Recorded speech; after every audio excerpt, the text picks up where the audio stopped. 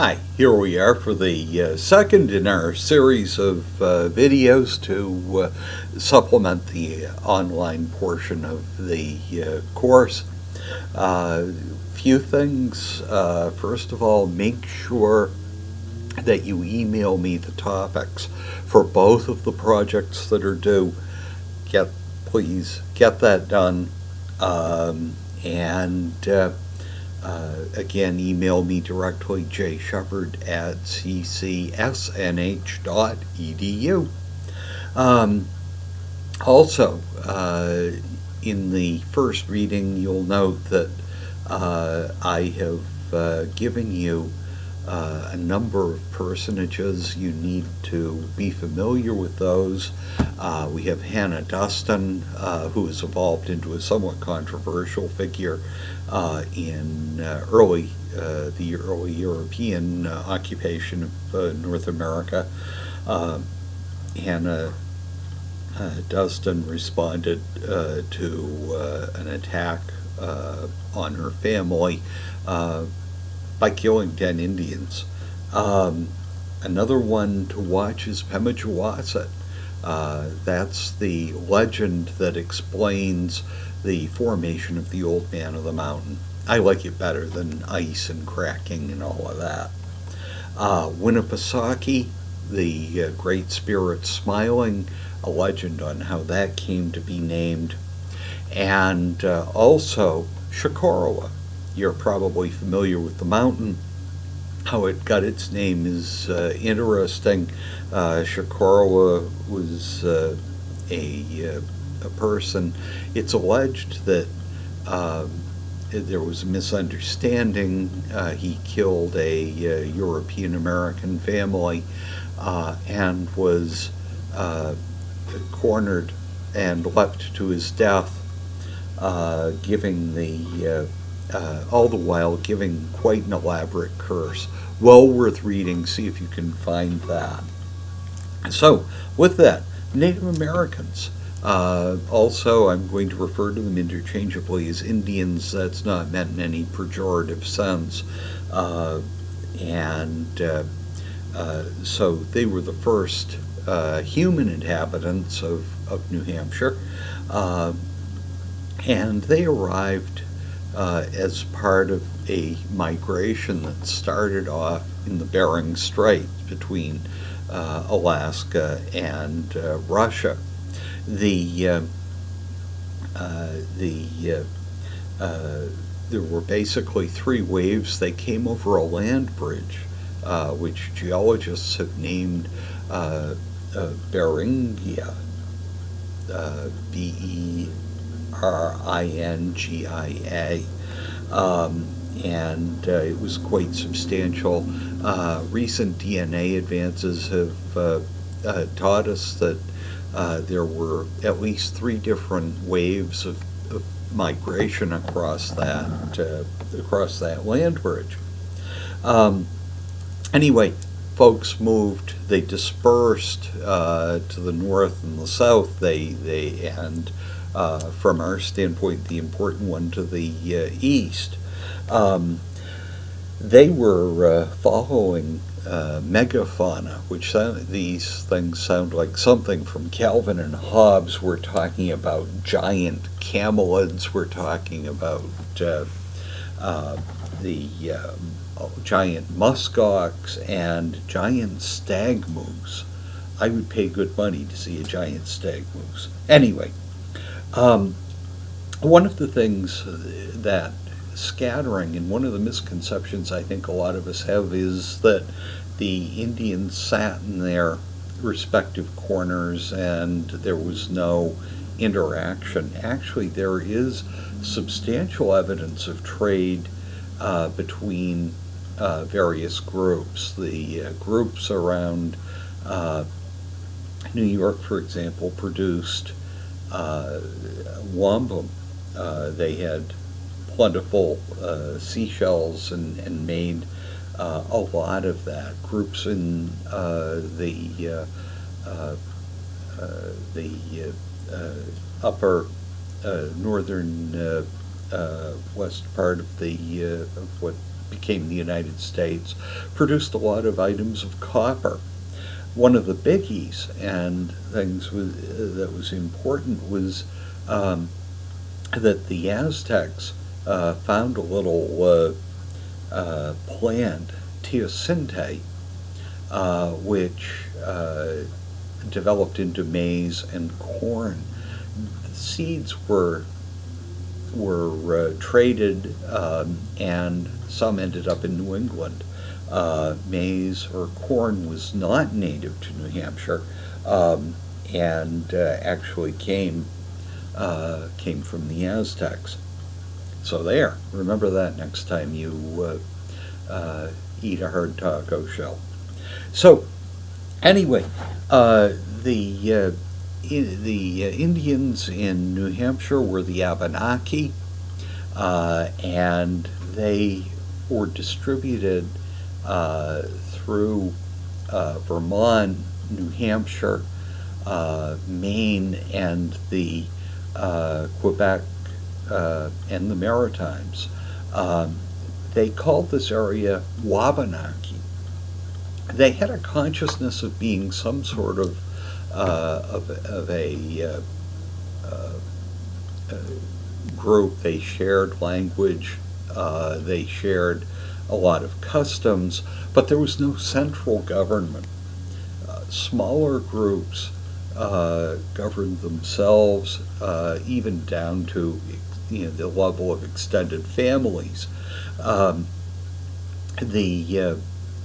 Anyway, they apparently arrived in New Hampshire. The current scholarship indicates approximately 12,000 years ago. We saw, or we've seen evidence of encampments. I've got to come up with a better way to do this. Encampments in Keene and Jefferson. One of the reasons we know there was trade between the two is that some of the rock, the flint used for tools and weapons, found at sites in Keene, the geologists tell us they came from Jefferson. So, there was a lot more interplay between tribes as we thought. I think another thing to disabuse ourselves of is the idea that the Indian culture was somehow static. For example, in agriculture, we've seen evidence of the Indians becoming more sophisticated. They learned which things to eat. Then they came up with the idea that, if we water them and take some of the other plants away, weeding, we'd actually get more and bigger things to eat. That evolved even further. One of the things that they developed was the idea of the three sisters, that is, planting corn. And the stalks would grow, and planting beans, the beans would climb up the stalks and benefit, and they would also plant squash around that because the broad leaves would help reduce the amount of weeds and stuff that the other plants had to contend with. It also tended to have an impact nutritionally. Maybe some of your mothers still have a copy of Diet for a Small Planet. That was a real hippie thing back in the 70s, and the idea was that beans, corn, and squash actually provided a lot of proteins and were a viable alternative to meat. Well, be that as it may, the Indians were hunters. They utilized spears, long arm, the atlatl, which is an interesting device. You might want to Google that. Um, it actually looks kind of fun, although I'd probably fall on my face trying to use one. And of course, archery. So there were a lot of things. Hunting was the principal occupation. There were elk in New Hampshire up to 100 years ago, and I've heard of, I'm sorry, 1,000 years ago. I've also heard of, tell from old timers of caribou actually seen disappearing in New Hampshire in the very early 20th century. So the culture, again, not static, constantly evolving. With the Plains Indians, we saw the evolution to iron, pots, trade goods. As soon as they got that stuff, or horses, once they got those things, they were all over them like they'd invented them. So the population at the time that the Europeans arrived in New Hampshire was working in a pretty sustainable way. Obviously, there must have been a lot